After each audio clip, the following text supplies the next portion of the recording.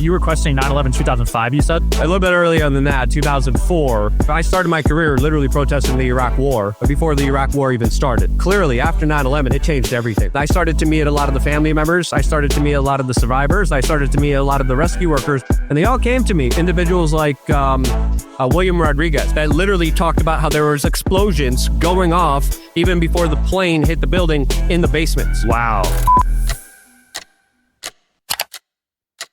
Hey, we got Luke here today. We're at AmFest. Did you just get in today? Yesterday. Nice. Got in, flew in, and then we went on the main stage with Tim Cass. Did a great show with Matt Gaetz, Charlie Kirk. It was a pretty fun show. That's pretty wild. Man. Yeah, so you were the first to storm Epstein Island, right? Yep. That was a pretty crazy situation. A lot of people always kind of make the joke like, hey, that guy has been at Epstein Island, and everyone always kind of gives me the kind of weird look because they think I'm one of these pervy weird people. And I keep having to explain, no, the reason I decided to go there was because I was covering the Epstein story for a very long time. When the corporate media was still promoting Jeffrey Epstein as this kind of larger entrepreneur, VH1 was literally doing a whole series on him about how great of a person he was. I was the one saying, hey, there's a lot of very serious questions and accusations here. We had children that went to the FBI all the way from the 1990s. Testifying, giving evidence, specifically saying, hey, I was a child. I was raped here. I was taken advantage of with these larger situations. And the FBI literally just sat on their hands. So when his apparent death happened, when Epstein didn't Epstein himself, I decided to, of course, look into the story more, start to ask questions and raise a lot of the alarms. The official story doesn't make any particular sense. And then afterwards, there was an independent journalist that was flying drones over the island. Yeah. And he released footage of someone that looked almost exactly like Jeffrey Epstein right after Jeffrey Epstein allegedly passed away. Whoa. So I automatically was very suspicious about the official story of what we've been told. So I said, I want to investigate this, especially if Epstein is still on Epstein's Island. I want to go to Epstein's Island. I want to investigate this. I want to storm the island. I want to see what's going on there. So me and my friends, we finagled over a plan. We had multiple ways of entry.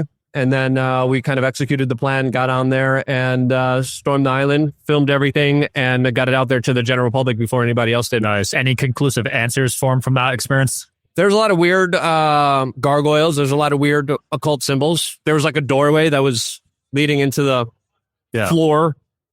We went into that side building that a lot of people thought was a tunnel. It actually wasn't a tunnel.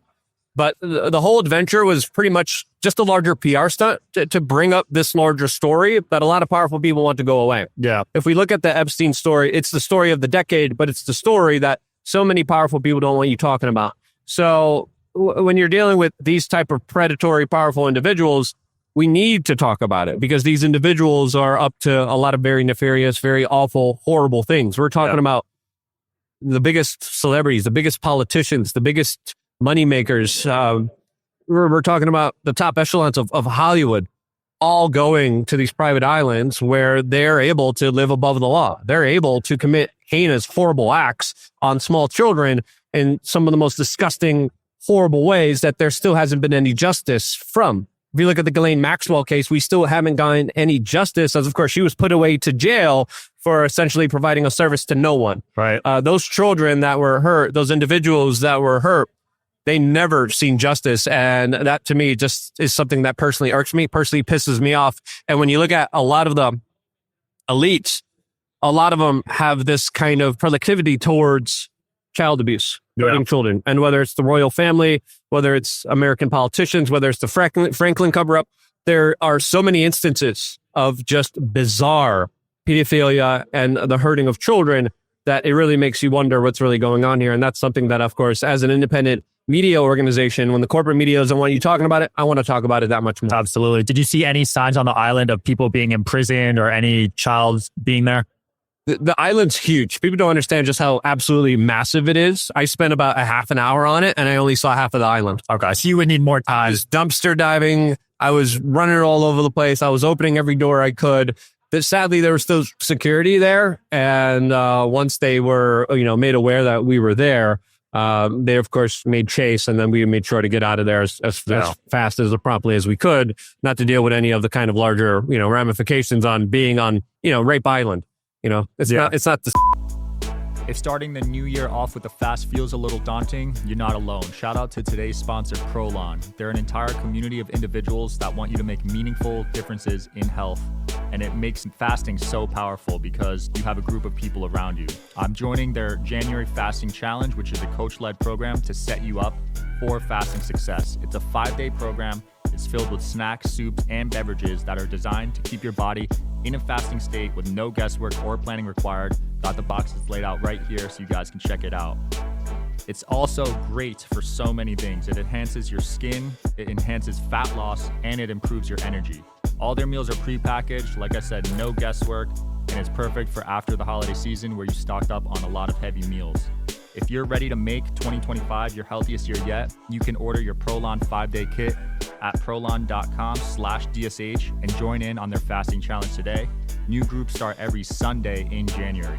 Plus, Prolon is offering Digital Social Hour listeners 15% off their 5-day program when you go to prolon.com/DSH. That's prolon.com/DSH.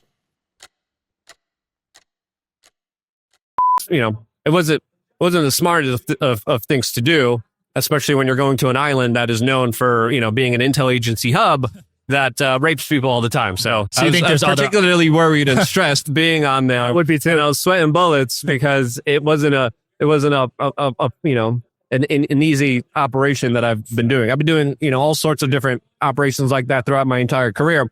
This definitely was one of the biggest ones out there that took a lot of risk.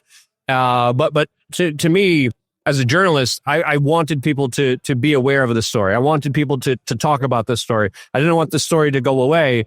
And that was the big way to kind of get this information out there to the general public. And you said earlier there's other islands. So you think there's a series of islands? There's Epstein Island is not the only island. There's multiple islands. There's multiple locations. There's multiple underground facilities as well. Diddy Island? Well, Diddy had multiple, of course, places in LA and Miami and New York City. And it seems like there's sort of a similar operation being run there as Jeffrey Epstein's, you know, all the homes he had were wired with surveillance cameras that were hidden everywhere, in the bathrooms, in every single room, in every single corner of that house. There was a lot of surveillance, a lot of nonstop 24/7 running videotapes that were calculating and documenting every single thing that was happening on that premises. And then when you start look at all the powerful people that were going through, even the New York City apartment, we're not even talking about the New Mexico house that you needed a helicopter to get to. Wow. Ghislaine Maxwell also had a helicopter license. She was also learning how to be a submarine operator. So these people clearly were also operating with a lot of the kind of intel agency tools and aircraft that the intel agencies routinely use, like the Boeing 727. And truly everything from here absolutely tells us that this was an intel agency operation that was gathering information, but also compromise on some of the most powerful people in this world. Absolutely. So, blackmail, right? Absolutely. It was an entire blackmail operation. And when we look at, you know, the alleged Diddy tape, when we look at the Epstein tapes that we know exist, we saw them being carried out. We saw the safe open in Epstein's New York City apartment. Those tapes went missing, according to the FBI. In my opinion, they absolutely didn't go missing. They're probably utilized. They're probably being used right now. And I think this explains why so many famous, prominent people always do the most kind of absurd kind of policy promotions that really don't make sense. Because when you look at politics, you look at the way our government kind of works, it works in a way where the people get screwed over all the time. Normally, you know, I don't want to screw anybody over. You probably don't want to screw anybody over. But let's just say you were put in a compromising situation, you got blackmail on you. That's a way to push forward some of the most unpopular policies. And the people who, of course, promote them are the individuals who are being blackmailed. So I think a lot of these politicians absolutely are in a very tough situation, horrible situation. The level of participation varies. But I think we really need to expose this story in order to fix this world. Because until we actually figure out what the hell is actually going on here, we're going to be living under a kind of compromised government and a system that thrives off of these horrible, demonic, evil behaviors and is able to push through some of the most unpopular, some of the most horrible policies on the American people because of that. Absolutely. Yeah. You also confronted some of the most powerful families in the world, the Rothschilds, Rockefellers, and more.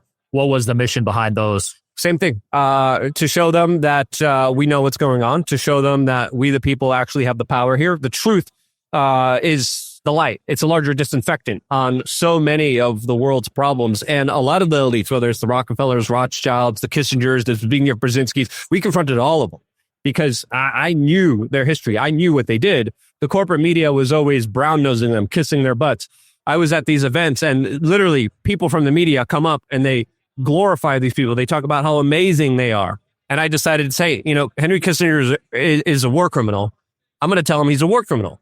And those confrontations, those instances, you could see a major kind of power shift. You could see a major kind of moment where, holy cow, we're getting actually called out on what we do here. The media landscape is changing. It no longer is we control the media because now we have independent media. Right. Independent media that I believe this year has solidified its place as a more important kind of institution than the corporate media, than the old media. And that's why your show's doing so good and other independent media shows are doing so incredibly well because of individuals actually being able to speak truth to power. And that was the larger kind of representation of everything that we started all the way back in 2004. Yeah. So this has been an ongoing mission for me for a very long time. I've been doing this for 20 years.